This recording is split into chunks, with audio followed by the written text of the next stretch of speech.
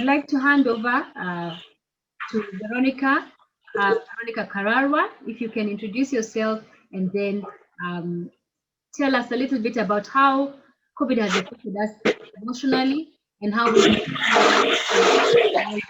because of COVID. Thank you very much, Veronica.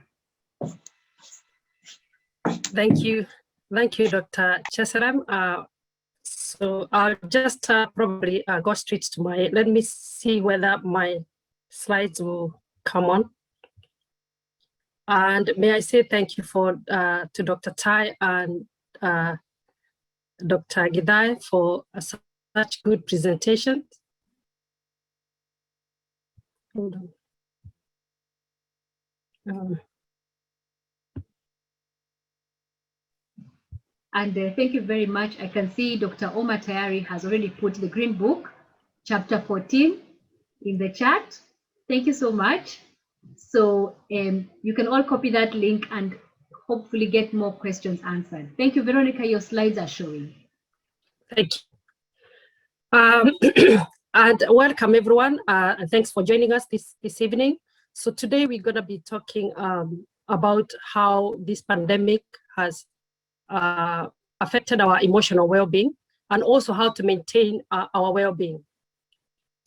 But first, may I say, did you know that 1 in 5 people right now has, 1 in 5 adults have a form of depression? And that is according to the Opinion and Lifestyle Survey. There is an increase. Before pandemic, it was 1 in 10 adults, but at the moment, it is 1 in 5. And that survey actually was done back in June 2020. So you can imagine by now, the numbers must have increased. The report says that feeling stressed and anxious is the most common way adults are experiencing this form of depression. And that's how they're expressing how their well-being is being affected. So, and just to say, without going into details, depression, as you all know in general terms, is feeling kind of stressed, anxious, lack of happiness, loss of interest, hopelessness, helplessness, and this can lead to suicide or serious mental health illness or breakdown. So what can we do then? And what I want to say first before I continue is when people hear about emotional well-being or mental health, we do kind of carry some stigma with mental health, and people do not want to associate themselves or anything to do with mental health. But may I say that mental health or keeping ourselves mentally well is just like the way we keep our physical health. So as we all know, to keep our physical health, we have to eat balanced diet, do exercises, do all the things that we need to do to keep our physical well-being. The same thing that we need to do with our mental well-being. But what's the difference between mental well-being and emotional well-being? As you can see there, emotional health is a positive state of well-being which enables an individual to be able to function in society and meet the demands of everyday lives, even with the challenges that we have. However, with mental health, it refers to a state of well-being, and this is to do with what you're thinking, what you're feeling, and what you're doing, and the behaviors that you exhibit. But this also exists in a spectrum. And what does that mean? It means that, as we all know, we are human beings, we have emotions, and the spectrum, the continuum can change. So today you could be 100% mentally well, but tomorrow you could lose your loved one, and then you go down you go down a lower level. The following day you might lose your job, you go down another level. The following day or another time you could lose something or something could happen to you. And as these things happen, you're mentally, from 100%, then you can go up to probably 60, 40. And there is a stage where you can actually have a breakdown. So the idea here is to make sure that you're staying at a level that is manageable, that you can be able to overcome what is happening. So the other thing I wanted to mention here is that I know for all of us, from where we come from, we associate mental health with the most serious people who are kind of, may I say, sometimes we associate mental health because of a stigma with people who correct papers on the, in our markets. We saw them, people who run naked on the streets, and we call them people who are mad. But actually, as I said earlier, mental health is really maintaining our mental well-being. However, if the continuum, as I said, keep on decreasing, then you can get a mental illness. So there is a difference between mental well-being and also having a mental illness. And when you have a mental illness, that's when you have a diagnosis of either depression, you can have either a bipolar, you can have schizophrenia, you can have anxiety or general anxiety, and there's so many other mental conditions or mental disorders. But today, what we are going to look at is how do we maintain our emotions or our well-being during this crisis. Now, as we all know, during this pandemic, it's a crisis. And what it has given us is a feeling of uncertainty. There is fear. People have been panicking. There are some people who've been feeling helplessness and hopelessness. And we all know, we would all attest that we have experienced this pandemic in our own individual way. So some people have lost their jobs, others have lost their businesses, people have lost their loved ones, people have lost their health within the COVID. And actually they are saying that most adults at the moment, even those people who are working at the moment, they are living in fear of losing their jobs. So there is a lot of uncertainties going around, and people are also afraid of what's going to happen. What does the future hold for us? And those all questions, they are really causing everybody to be quite anxious and feeling unwell or feeling unhappy, if I may say so. And when I talk about crisis, even during this, for this pandemic, let us also realize or know that even within our own lives, we do get crisis, and crisis comes in different ways. You can be diagnosed with a serious illness, you can lose a loved one, you can lose, as I said, a business. We all know that, like in the last recession, so many people killed themselves. So anything can happen in our lives that will come as a crisis. And usually crises are unexpected. We don't plan for them. They just happen. So what happens then when we live in an uncertainty? And sometimes when I talk about this, I like giving my own story in terms of I have experienced a personal crisis, and I know how it is to be uncertain. I know how it is when you have a loved one, and I think most people probably here know, because of Kevin Kararwa Leukemia Trust, when my son was diagnosed with leukemia, I do remember the fear, the uncertainty, and the feeling of what does tomorrow hold. And it's the same thing that you can feel even with this crisis, and especially if during this crisis, you have been made either be diagnosed with COVID. I have had people who, after they have been, they test positive, they are panicking because they don't know. They have had all the bad stories, and then they feel anxious and they start feeling depressed. And even what happens that is they probably proceed to get COVID, even probably they were not going to get it, but because they start panicking and they're so fearful, then even their immune system becomes compromised. So because of the time, I'm just going to go very quickly during all this. The most important thing is, what do we do when we get this, when we are in this kind of situation? What kind of coping skills? Because I think that's what we need, so that we can use these coping skills to overcome this crisis. And as you can see there, I have quite a number of them. The first one is self-awareness skills. There is acceptance, sense of control, problem solving, strong social connection, positive attitude or outlook. And we're going to look at them one by one.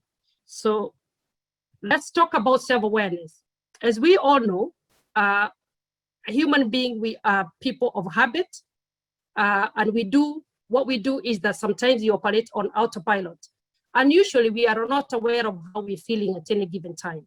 And what I always advise people is build emotional awareness. And what does that mean? Be aware of your emotions. What are you feeling at any given time? Can you label the emotion you are experiencing? Do you know what it is? Do you know how you are experiencing it? So it is very good to be so self-aware that you know yourself so well that when you have an emotion, you know and you can label it. Is it sadness? Is it anger? Is it shame? What is it that you're feeling? And once you identify the emotion you're feeling, is where did it come from? What has caused this emotion? So you go back a step further. You say, is this something that happened? Did I lose something? Did somebody say something? Or have I been thinking things that are quite probably negative? So when you kind of get to have that awareness, it really does help a lot, because then you are able to sit down and kind of start solving problems there and then, rather than starting worrying. Because people start feeling these emotions, you feel uncomfortable, and you know what people do when they start feeling uncomfortable, and especially when they have difficult emotions. They either start running away from them, and that takes us to the second point of, when you feel this emotion, learn how to accept the emotions. Because emotions are just data. They are telling you that something somewhere is wrong and is not right. And yours is to find out, what is it that is causing me to feel this? And really accept that emotion, rather than running away from it. And usually what we do, most of us, is when we start experiencing uncomfortable emotions, we run away from them, we distract. And some of the distractions we use are not very healthy. We use distractions like, people kind of reach out for a beer, they want to drink alcohol, others go for drugs, others go for other things, but they distract unhealthily. But it is good to sit with that emotion, because it will learn its course. And as you are aware and you're thinking where it came from, then you're going to be able to kind of think and start actually being active in finding out what is causing it, and then also accepting what's happening. The other thing, especially during this pandemic, is decoding emotions of other people. So be mindful of the people who are surrounding you. How are they feeling? How are they showing you that they are feeling? How are they being affected by this COVID? Because sometimes it cannot be just about yourself. It is also about the people who you live with or who you know. So be empathetic, try to understand, and even also discussing how they're feeling. Because sometimes we are afraid to talk about what we are experiencing. We are afraid to share what we are going through. So it is good with your family members also to be observant and see how maybe this pandemic, or if something has happened in the family. And I also tell people, even when you lose a member of the family as a family, we all feel things differently. We all go through our grieving differently. So it is good to touch base with everybody within the family and see how are they feeling, how are they being affected. And then you can learn how to share this so that you can all be on the same page and you can support one another. So decoding those emotions of other people and how they're feeling is very helpful, because you can actually even encourage one another. The other thing is about identifying false beliefs about emotions. When I talk about this one, I actually direct it more to men, because if there is people who don't show feelings and emotions, they are men. And it is not their fault, it's the way they have been brought up to believe. Within the society, with the society norms, as a man, you're not supposed to show your emotions. You cannot cry, because men don't cry, because if they show their emotions, they are weak. Let me tell you, emotions are for human beings. And it is good when those and the emotions are for human beings, and they're telling you something, and it is not a weakness to share or to show your emotion. It does not lessen your manhood or who you are.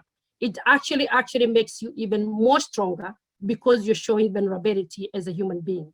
And even then, you can be able to discuss with your family what you're going through, if you've lost your business or if you're not feeling well, whatever it is, be able check those beliefs that you cannot show your family because you want to stay strong. Share, because it really it encourages the whole family, and it makes the whole family come together, and people can also understand you and what you're going through and what is happening. And also the family can know what to expect, rather than to expect too much when you cannot deliver. So it is good that we get to be very much self-aware.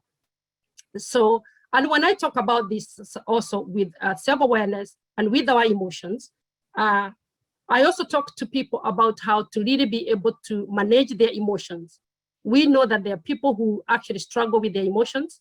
When they get angry, they obviously do things that the behavior. And remember when I talked at the top about emotions create behavior. And usually it starts with our thoughts. When something happens and we think negatively, it creates sometimes a very, an emotion. And emotions also create behaviors. And then you can be in that cycle. So if you're not careful, that's why it's so good to know, what am I thinking? So that you can pinpoint on what you are feeling. Because then once you know how you're feeling, then you can manage the behavior that usually comes with your emotion. And usually what I advise people is, it's good to manage your emotions. You kind of also get to your rational mind so that you can always be able to make the right decision and the right behavior, which is the wise mind. We are not in our wise mind all the time, but it is always good to aspire to be in our wise mind when we are going through a difficult time. So be aware of, how am I feeling and how is this going to change my behavior? And with that behavior, this is where the rational mind comes in. Will that behavior be detrimental, or will it be a behavior that is congruent with what we are going through? So it's always very good to be able to be self-aware. It's very, very important. Don't be autopilot and don't ignore those emotions.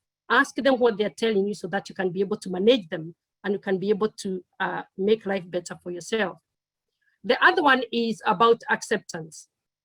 And when I talk about acceptance, this is my best skill. It is very, very important. And I know we use it all the time, but sometimes we use it because we are forced to use it. When I teach about this acceptance, I teach people to use it intentionally. What does it mean? Acceptance is about accepting the reality as it is. As we know right now, this pandemic, whether we want to negate it, whether we want to say it's not happening, whether we want to say COVID is not here, the reality is, it is what it is. And we have to deal with it. And we have to move with what is happening. So we know in life, there are things that we have to accept because they are the reality. You cannot play them to go. You can't play for them to go. You have to accept. And it is through acceptance that change happens. It is through acceptance that change happens. If you don't accept and you're in denial or you ignore, you are going to be left in a place where you are not going to make any changes or to adapt. So what we need to do is to accept the reality as it is right now. We've got this pandemic. What do we need to do? And we know the things that we need to do. So that is a very good skill. It does not mean that it's not painful. Acceptance does not mean that you are negating what is happening, or it is not painful, or is not difficult. Of course it is difficult, but the human spirit is a very strong, we have a very strong need for life, because we do transcend these difficult times. And if you look at the history, we are not the first one to experience these kind of things. I think when I've been reading history, there was a plague. I think there was also influenza. There has been tsunamis and all that. People do overcome these things. So what we need to do is to accept what is happening and know that we can overcome. But we can only overcome when we accept and make the changes that we need to make so that we can move on. The other thing is to learn how to let things go that you cannot control. If you see about that serenity prayer, I've put it there, it says it all. God grant me the serenity to accept the things I cannot control, and the courage to change the things that I can, and to know the wisdom, to have the wisdom. What's the difference? Because I can tell you, most misery, it happens because people do not want to accept the reality. Because the reality sometimes is too painful for us to bear. And that adds misery on top of the pain that life brings. We all accept that life is about pain, you cannot go through life without suffering, but it is not what happens to us. It's how we perceive what is happening to us. It's how we deal with it. It's how we look at it. It's the attitude we bring into it. So if something happens and there's nothing you can do about it, it's beyond your control, accept and move on. So that is a very good skill, and it's one I would advise people that, and seeing you all here, I'm sure we have accepted that this pandemic is with us. So the other skill to use is locus of control. And if you see there, I talked about the circle of influence versus circle of concern. I have borrowed this from Stephen Covey, who have written 7 Habits of Highly Effective Men. And he talks about those 3 circles. There is the inner circle, which you can control, things you can control. And there is the outer circle, things you can influence, and the things you can't influence or control. So most of our lives, most of the things that really kind of stresses us is because we are concerned with things we cannot influence or control. For example, what is it to you about what is happening in America right now, or Brazil, or any country? Don't get concerned or affected by things that you cannot influence or control. They got nothing to do with you, so just leave them to be. Things you can influence is sometimes to do with your family or your friends, but also you can either influence them but you cannot change. You cannot change anybody apart from yourself. So the thing I want you to focus on, especially during this corona, is the inner circle. And I want you to think about of the egg. When you see the egg, there is the yolk and there is the white thing. The yolk is that bit inside there. Things you can control. And what can you control? Today with this pandemic, what can you control? Even when you have a crisis, what can you control? 3 things you can control. You can control what you think, what you're feeling, and what you're doing, what you can do. So you want to think, so within this space, what can I control? Of course, you can go for a walk, you can do what you need to do, but most of the things is within yourself, that is where the power starts. And when you grow that circle, when you focus on that circle, it keeps on expanding, because sometimes the things that bother us is, what are people saying about me, about you, what is happening around you? There are so many things that really kind of distracts us and makes us kind of get stressed for no reason at all. Come back to yourself and focus on that little circle. And I'll tell you a story I read about this gentleman who was a prisoner of war, and he was put in a small room. And I think he was there for so many years, but he couldn't go out, he couldn't do anything. And he just focused on, what could I be able to do in this cubicle on my own? He used to be left out, I think 1 hour a day. But within that cubicle, all he could control was what he was thinking, what he was feeling, and what he was doing. So he made sure that the things he was thinking were good things. He was visualizing when he would go out, when he'll be released. So that's what he focused on. And this is what I would tell people to focus also during this COVID. Focus on positive stuff. Focus on a good future. Look at, what am I able to do? And when you do that, you're already winning this battle, and you can go very far. So let us focus on that, and I think you'll be able to win. The other thing I've also been telling people is, there are people who have made a point of watching news morning to evening and going to different channels. They click on Al Jazeera, then they go to ITV, then they go to BBC, then they go to this. What are you looking for? And we know very clearly that all the news we've been getting, they're all doom and gloom. 4,000 died today, 50,000, I don't know, died where. It's going to make you feel depressed. So, and I'm not saying it's not good to get information. It is good, but you can limit yourself to, you can listen to the morning news for information, and you can listen to the evening news for your information. But don't go feeding your mind things that are negative, that are going to make you feel like the world is coming to pieces. Focus on yourself, stay on that little circle and make it expand, because you are growing resilience, you are growing within yourself, and you're getting yourself stronger to be able to deal with stuff. And when I said even about this pandemic, I'm also talking about when you're going through difficult times, even in your own personal life. Focus on that circle. Forget about these other circles, because these other circles are the ones that add you to even have more suffering. And then you start feeling stressed, you start feeling anxious, and then you start feeling depressed. You want to be very careful what you are focusing your mind on, what you're feeding your mind on. Stay guard on the door of your mind. Be very careful what you're letting in your mind. Let good stuff come in, hopeful things, things that can give you hope and expectation. Do not start thinking about the doom and gloom stuff that, because especially I don't watch news. I hardly ever watch news, because I want to keep my mind focused on what I'm doing and the good stuff that I want. I don't want to hear so-and-so died, this and this died, because it really keeps you depressed, and you don't want to be depressed. So you are the controller of your own life. You are the architect of your own life.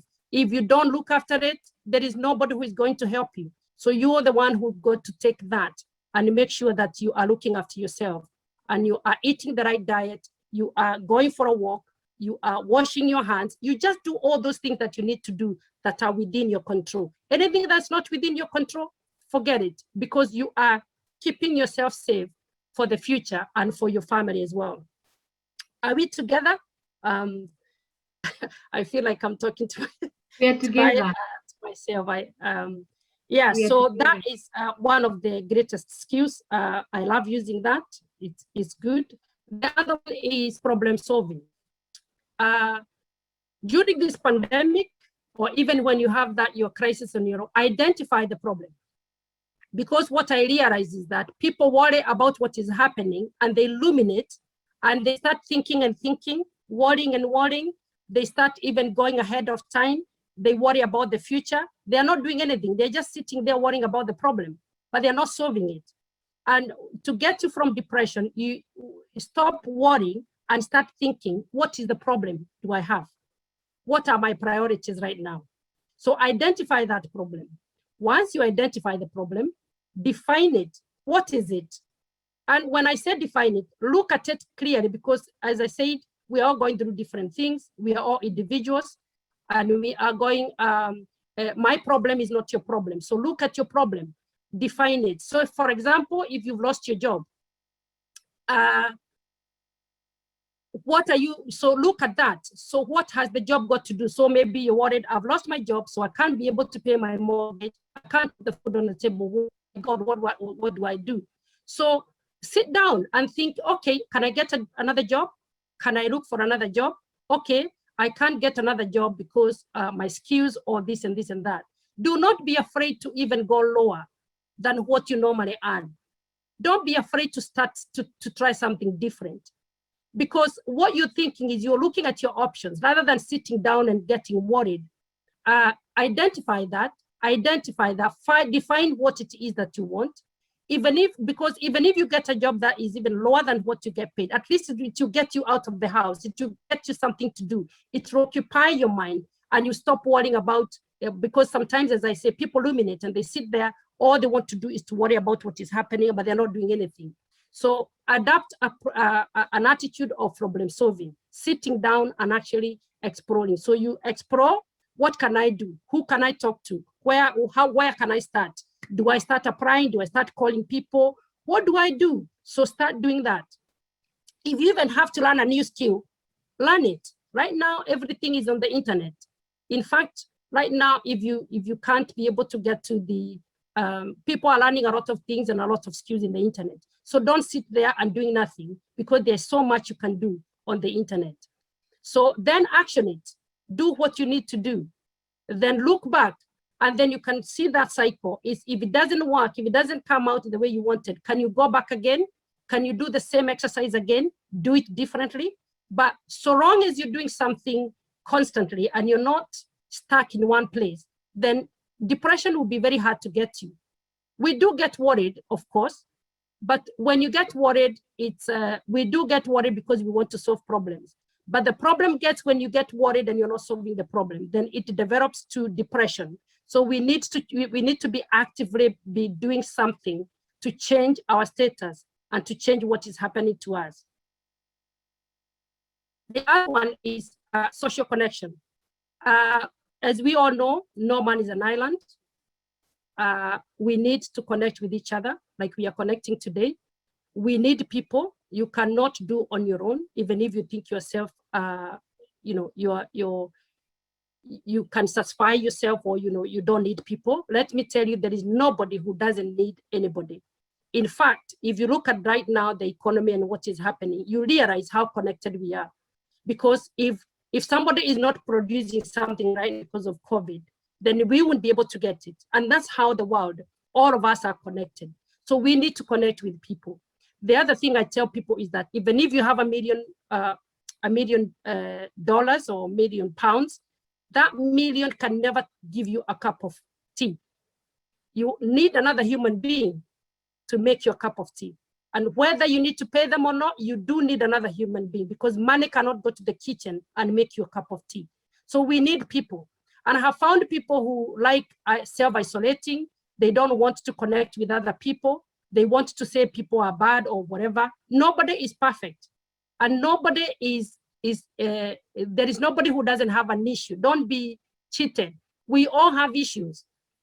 And although we don't want to wash our dirty linen in public, we all have issues, but we need other people to connect so that we can either talk to them, we can share our good ideas as well as what is happening to us. And what can I say? Even in our social connections is also a source of wealth. You cannot do business on your own. You cannot start something on your own. So we need each other. So connect. And during this pandemic, the only chance we have to connect is this, connecting via Zoom. So, and I know there are people who say, oh, I can't do internet, I can't do this. Please, this is time we have to adapt. I think it is Charles Darwin who said that it is not about the fittest of species who actually make it. It is people who are able to adapt. So we need to adapt during this COVID. We need to adapt and move with the times. And we need to connect with each other so that we can be able to be, because if you know some of the causes of depression is isolation, loneliness. So you don't want to sit back on your own and just think about your problems. You might think you're the only one who is going through that problem. Can I tell you, whatever you're going through is not new. You're not the only one who've had it. People have had that problem. There are people who've had that problem. So don't withdraw thinking you're the only one who have it. I cannot share it with anybody. No. In fact, sharing, actually, they say a problem shared is a problem halved. Talk to people, connect with others. And not only are you connecting because of the loneliness, you're also connecting in terms of wealth. I know from the tribe I come from, we say this at the Adonaido. People are wealth. So you can't do without people. You have to mix with people, whether you like it or not. So even if you feel like you don't want to mix with them, force yourself to mix it, and you feel better. So it's why, and also like when we go through tough times, even when I give people therapy and all that, the first thing I want to know, what are their support system?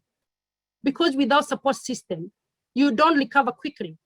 And in fact, the other day I was listening to a TED talk that says that people who live longer are people who are well connected.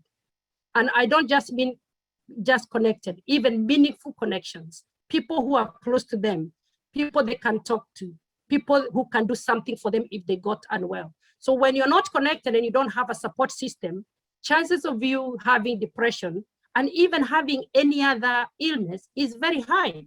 So let us stay connected in whichever way that we can. It is very important for our mental and well-being, mental and emotional well-being. The other one is about think positive. We all know that there is a saying, even the Bible says, as a man thinketh in his heart, so is he. So if you think negative thoughts, that's what you're going to project, and that's what you're going to manifest. So you want to be a person who is thinking positively, you know, all the time. And remember what I talked at the top. Never ever negate the reality. So when I say about thinking positive, I'm not saying thinking positive and denying the reality. The reality, obviously, you have to take into account. But always remember that when you think about positive, is the attitude you bring to the situation you're going through. There is always a silver lining in every crowd. That's what they say. Every crowd have a silver lining. Have a victim mentality. Don't have a victim mentality. Look at what is working. Focus on what is working, not what is working. Because sometimes people always want to focus on what is not working. Have you had these people where you meet them and all they want to tell you is, oh, it's so bad. I don't know what we're going to do. Oh, with this corona, all things are going so bad. I don't know. You know, you don't want to hear people talk about these negative things. You want to involve yourself with people who are saying, you know what? I know it's bad, but you know, we can make it. You know, we can overcome. There are chances of overcoming, and then they'll give you some different things that you can do to overcome. So it's really bringing that positive attitude towards the way we look at what is happening. Remember what I said earlier is, it is not what happens to us that actually affects us. It is the attitude. It is the thoughts.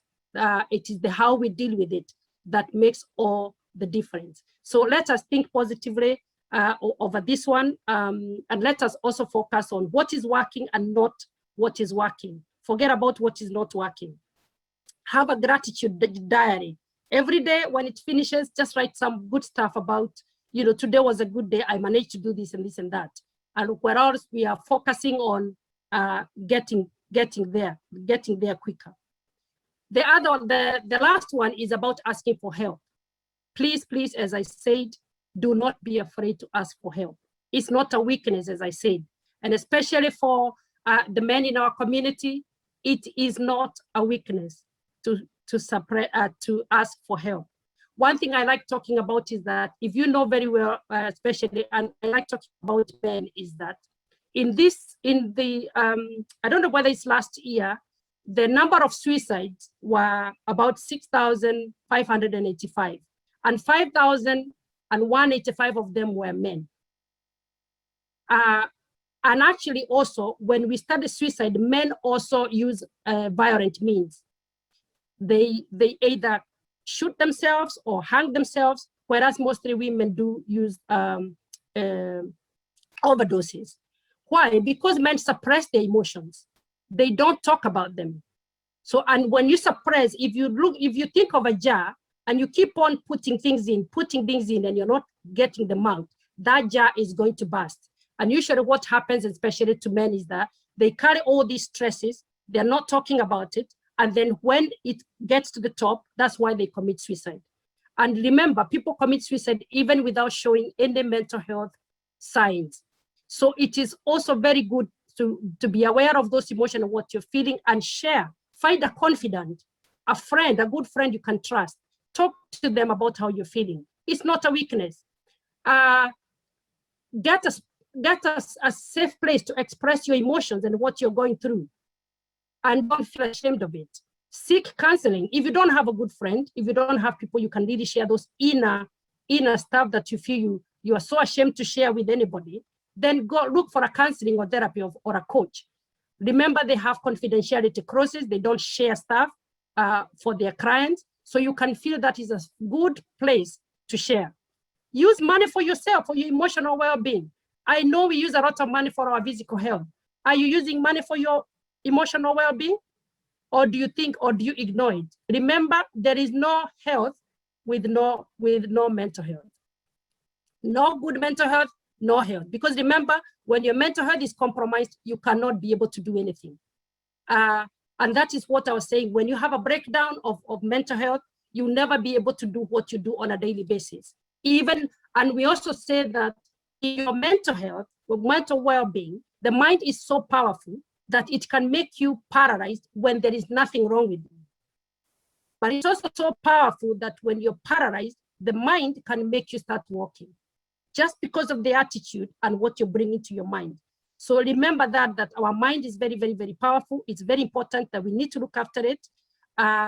So go for that counseling, look for that therapist, pay for that coach so that you can be able to maintain your well-being. It's very essential and it's very necessary. And especially people in our community, we ignore some of these things. We always think it's for, you know, the white people, or it's a sign of weakness. No way. That is why we fall behind. We don't use all these things or services appropriately and the way we are supposed to, so that we can bring our best self and we can be able to become the best versions of ourselves. So the last one is to join a support group.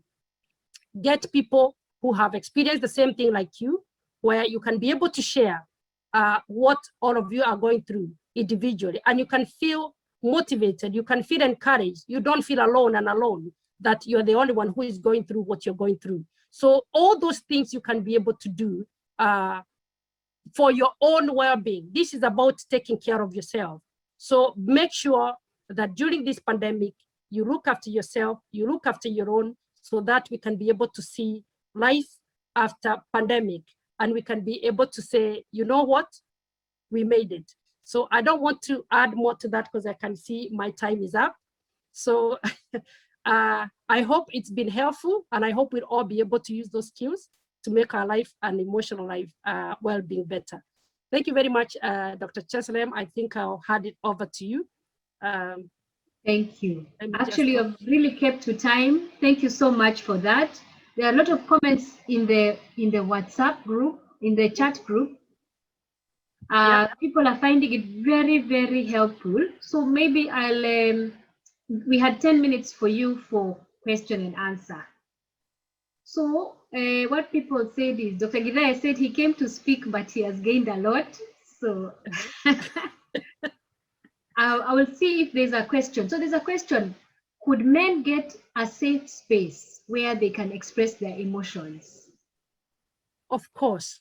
Of course. As I said, you can get a counselor, you can get a coach, a life coach. You can also get men like you and form a support group where you can be able, like-minded people like you, where you can share your inner fears, your inner troubles, and what you're going through, so that you avoid bottling all these and suppressing all these emotions. And if you know very well, even statistics show that men die earlier than women. And it's all because of these things, because they hardly ever share what they go through. They hardly share their emotions. They bottle them up. And they are human beings like anybody else. So it's good to share those emotions. And I always say it's not a weakness. In fact, it's a strength. Because it's for you, it's for your well-being. Thank you so much. So Stephanie says she's found it very inspiring and empowering. And everyone is saying it should be on social media. So Dr. Gidai will talk to you later about that. Mm-hmm. Then there was one more question, I think still about men, but I can't find it. Do you have any other point for our men? You know. Yeah, may I also say that the statistics at the moment also show that our young men between 20 and 24, they are actually committing suicide because of the emotional well-being. So we really need to be able to be observant, even with our own kids. What are they going through? I'm working with the children right now, young children and adolescents, and you can't believe the children who are presenting with suicidal ideations. They're taking, they're self-harming, and they're taking a lot of overdoses during this pandemic. So you can see how mental health is affecting even our young children. And the other ones also, they are finding it so stressed that they start even taking cannabis out there because of peer pressure. So we need to be very, very observant in terms of the mental health even of our children. How are they behaving? Have their behaviors changed? How are they expressing themselves? Are you able to talk to your children so that you can find out what they are going through? Because sometimes they are going a lot of things and they're hiding in their rooms with their phones and social media. You don't know what is happening. The next thing you know, they have killed themselves in there. We have had so many cases like that. So as parents, especially BME people, we are so much focused on working and doing our shift work. We are not checking on our children, who they are talking to, what they are doing, what they are experiencing, the behaviors they are exhibiting. We need to be very much on the ball, because what we are finding is that they get this mental health breakdown. By the time they're 16, things are going haywire, you know? So we have to be, we cannot ignore mental health, because we are in this country, and even wherever we are, mental health now is all over the globe anyway. So we really need, and because of the society, the way the society is at the moment, mental health is really, really very important that we really take care of it, and we observe and we support our children so that they don't get mentally unwell. Thank you very much. So people are finding your talk very informative. How can they find more information from you? How can they access you either professionally, or are there resources? Is there somewhere you can direct people to? Yeah, I think my last slide, I had written my telephone number. I don't know whether to, Ian, do you want to share my telephone number on the chat box? Thank you.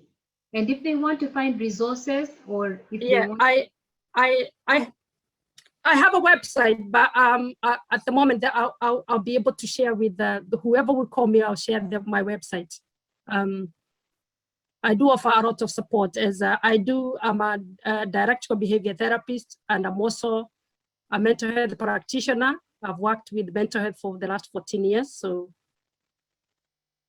yeah, we deal with these issues all a lot of time. And one of the things about BME people as well is we don't seek help early enough. We always seek help at time of crisis.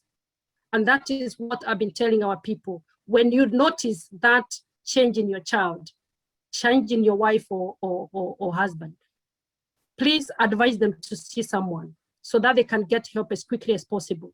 Because what we do, we end up seeing them at time of crisis, when they're being sectioned, when they're being given all sorts of medication, when actually this could have been dealt with when it first started. Because what we do as BME people, we start seeking help from other people. What do you think could be happening? Why don't you try this one?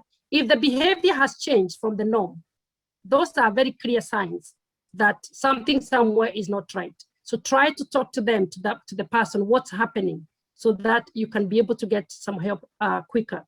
So we don't want to wait for a crisis that we cannot deal with. So yeah. Any other question?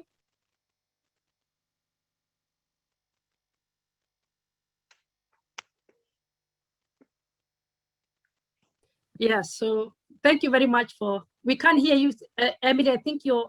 Sorry, I was on mute. So the next question was actually going to go from Veronica to Pastor Kamau. What is your take on spirituality as a source of mental health?